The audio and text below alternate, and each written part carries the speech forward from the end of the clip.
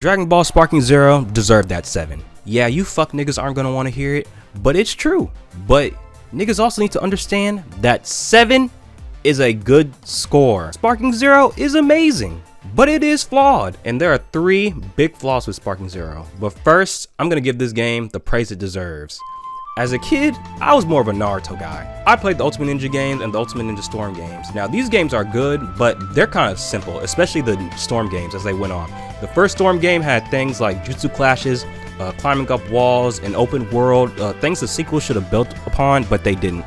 Naruto fights are very strategic while also fast-paced, and I feel the Ultimate Ninja Storm games didn't capture that. The Ultimate Ninja games did capture this better with things like ninja tools being way more effective and using the stage to your advantage, but it still didn't capture the magic of completely being in a Naruto fight. I swear I'm gonna talk about this game like I'm trying to make a point. Please bear with me. Enter Dragon Ball, a series I did not get into until later in my teenage years. I did, however, play some games when I was younger. With those 2 games being Budokai 2 and Raging Blast 2. I played these games, but I didn't fall in love with them. Like, they didn't really do anything crazy that I didn't see in any other anime game. But then, I see the Sparking Zero trailer, and I'm interested because people praise the Budokai Tenkaichi games all the time. So I'm interested. I'm like, okay, let me go buy the prequel and see what's up. Oh my goodness!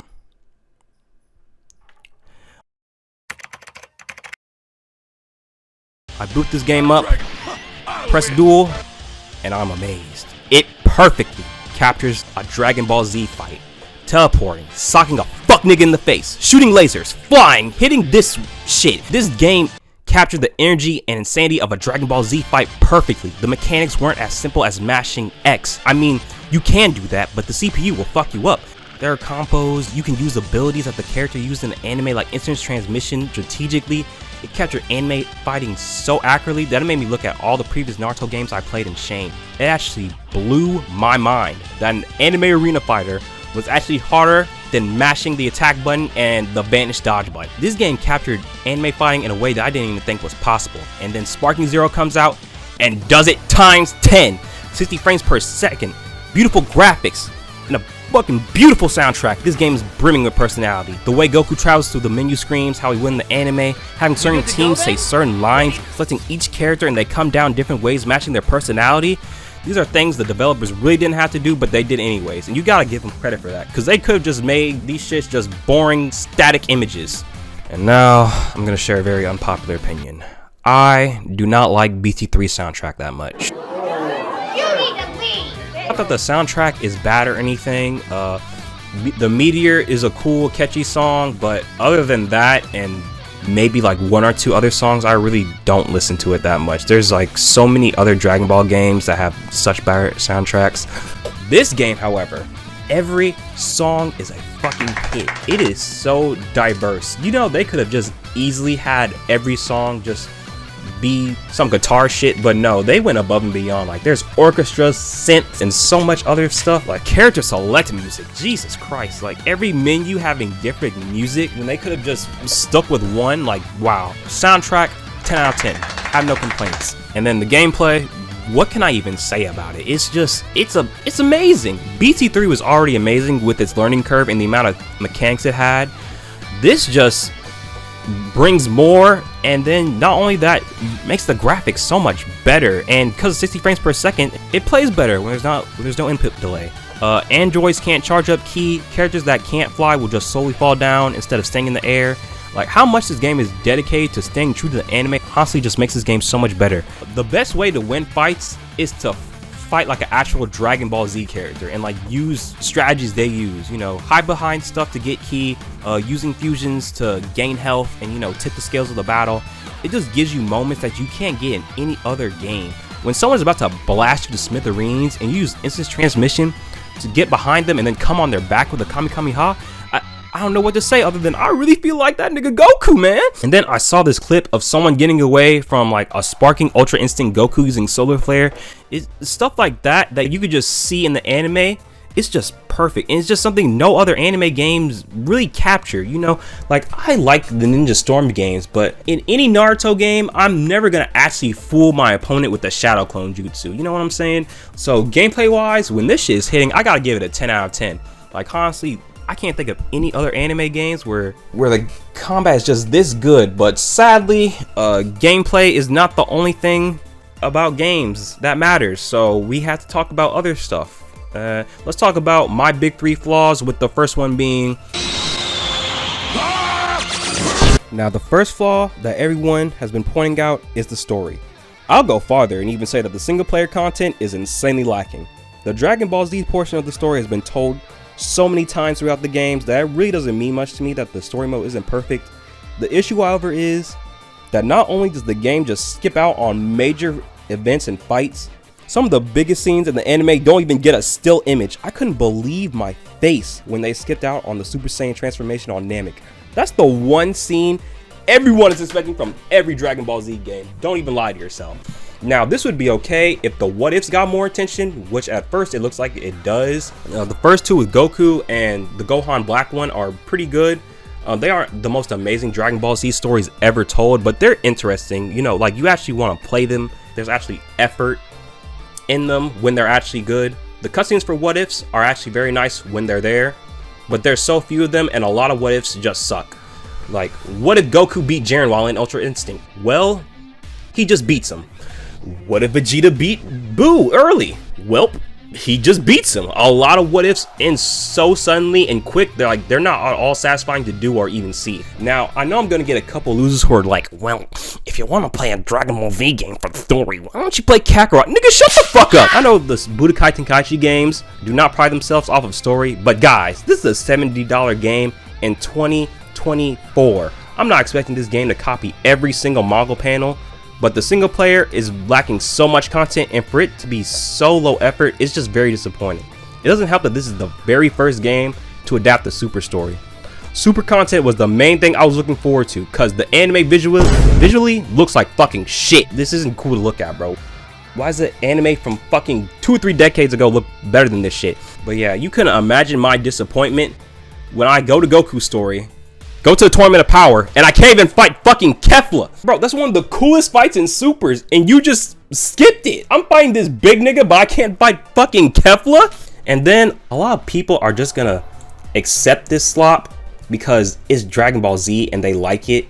Like, one of the main complaints about the IGN review is that the dude didn't mention the CPU strategies that you can use and buy. And I'm gonna come out and say that this shit doesn't mean anything because the CPUs are so fucking stupid that they don't do anything. Look at this. I want to practice beam clashes, so I choose this strategy and put it on the hardest difficulty. Look at this shit. Even the AI on easy mode in Tenkaichi 3 is better than this shit. That shit came out 17 years ago too, bro. The minute you learn the AI is never gonna stop you from reaching sparking, all the AI fights just become boring because it's so easy to cheese them. And this makes the single player content insanely lacking. If I want to get an actual fight that captures the magic of a Dragon Ball Z fight, I have to go online where people are sweating like there's money on the line, fucking monkeys, and then after that, it's just not fun. I get timed out because Yajirobe keeps running away eating sensu beans. Like, niggas are saying, like, they shouldn't patch Yajirobe. It's more accurate. Guys, there's nothing more accurate about Super Saiyan 4 Gogeta losing to Yajirobe because he's hiding behind a rock. I've never seen a game where people are just so ready to dismiss any type of criticism for it, even if it's valid. Like, it's so crazy. Please learn to accept criticisms for your games. You know, they might actually improve, guys. Now, onto flaw number 2. Hey, it's me, Goku! Is that all you got, fag? Now, the second flaw is the lack of stages. 12 is very low for a Dragon Ball game. It doesn't help that, like, 4 of these stages are just plain fields. Like, there's no heaven or hell, there's no Kami's house, there's no Kami's lookout, there's no space stage, no spaceway, no OG Dragon Ball stages. I guess you can count the tournament, but come on, guys. And this is weird to me because they have the assets for 3 of the stages I've named, and if you have mods, you can play in them. They don't have destructible environments or anything, but these stages don't have much to destroy, and so I'm just wondering why they couldn't add more. Hopefully they'll add stages for free and have things like costumes or characters actually be the things they sell for money. But yeah, very lacking in stages. We need more. And this, we go to my third and biggest flaw. Yeah, how you like that? You know who else can tussle with the great Yajirobe? The third and probably biggest flaw for me is the quality of life stuff. While I can easily call this one of the pinnacle anime games gameplay wise, the amount of bugs and basic stuff missing just brings this game down a couple points, which a lot of people just don't want to admit for some reason. The camera is insanely annoying. In Budokai Tenkaichi 3, the camera is always locked onto the opponent, so it can still get stuck behind a rock or something, but 95% of the times it's not a problem. In Sparking Zero, I have to pray that the camera wants to work. When it's not locked onto the opponent, you have to look around and stare at the character for a few seconds, and this shit is just so, it's not snappy, it's not fun. It sucks when a character is just gets a free sparking because the game doesn't want to fucking lock on when you want to. And then there's times where I am locked on, but I can't do this Dragon Rush shit, and then the character gets a free sparking and then fucks me up. And then there's just a shit ton of games, especially on the Steam version, which I'm playing. The game constantly soft locks when I'm selecting something on the menu. Sometimes the transformation and switch buttons just won't work, which ruins the online gaming matches a lot, because I'm not even losing because someone beat me fair and square. I'm losing because the game doesn't want to work. There's also just a bunch of other things that should have just made into the game. Like, while I did praise the menus earlier for having lots of personality, they could compress the transformations into one character like in BT3, so there's not 20 Gokus and Vegetas on. And call me racist, but look at these two Piccolos. You literally cannot tell the difference until you actually select them. This is crazy. There should be stuff like a team saver for DP battles, so it would just be faster and you don't have to go through 20 Gokus and Vegetas switching members around. Some characters should have more transformations, like why can't adult Gohan transform to Ultimate Gohan? Why can't the super version of Goku transform to Super Saiyan 2 or 3? All versions of the characters should be able to wear the same costumes, but they can't. Like, if you want to see Goku in the Yardra outfit, you can only do it with Goku Mid. It's just fuck you if you want to see it for like Goku Blue or like Ultra Instinct or something. Nope, you just can't fucking do it for some reason. And while we're on costumes, we should honestly have a lot more. I understand that not everyone in DBZ has costumes for days, but come on guys, like no Kaigi for Gohan, no Broly jackets for Vegeta and Goku, no Goku jacket when he's chilling with Gohan before the Cell games, no Supreme Trunks. They could add a lot of costumes. I'm pretty sure people go out their way to buy. Like, I'm not gonna lie, I put down a few dollars for this Xenoverse Goku fit. This shit is tough. I didn't know this nigga was open for real. Like, there's a lot of costumes that they could add, and I'm hoping they do add them, because I'm not gonna lie, while there are a few cool costumes, the costumes are kind of lacking. And the last thing, some characters just need their techniques patched, bro. You know, one of the coolest things about this game is creating moments like this.